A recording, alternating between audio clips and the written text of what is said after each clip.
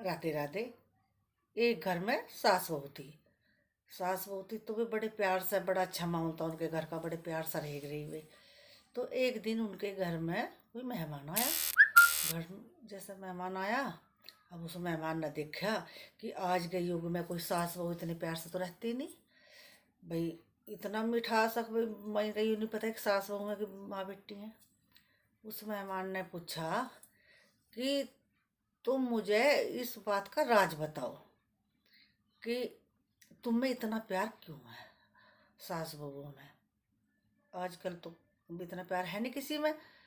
तो वो बोली, उसने कहा कि भैया, हमारे घर में जो, मतलब घर में जो बेटी जो होती है ना, वे तो होती है मिट्टी, मिट्टी की तरह, और बहू होती है नमक की तरह।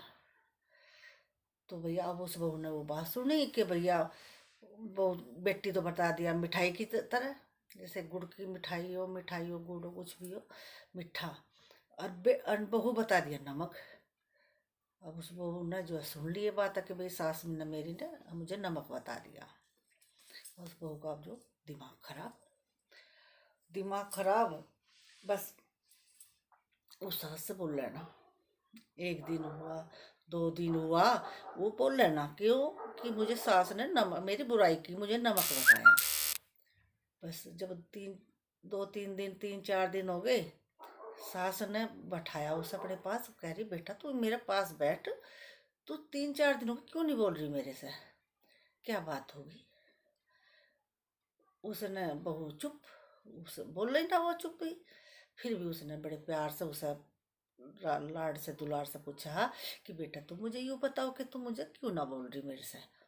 उसने कहा, तो आपने उस दिन जो रिश्तेदार आए थे उनके सामने बेटी को तो गुड़ बताया, मीठा बताया, अगर मीठी हो बेटी, और मुझे नमक बताया, तो आपने मेरी बुराई की, मैं नमक की तरह हूँ।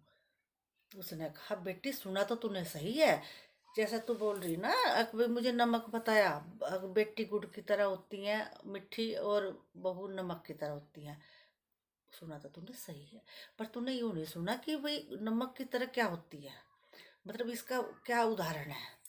उसने बताया कि बेटी यहाँ जब आती है मायके में, तो भैया जब वो बेटी आती है तो वे मिठी, वो कुछ दिन के लिए वहाँ में मिठी लगे, अच्छी लगे, और आकर चली जाए।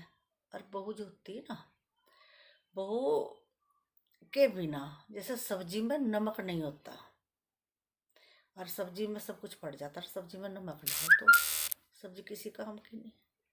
तो सब्जी में नमक डल गया तो सब्जी बहुत बढ़िया। सब बहू तो सब्जी में, मतलब हर समय बहू, नमक बिना स्वाद नहीं सब्जी में।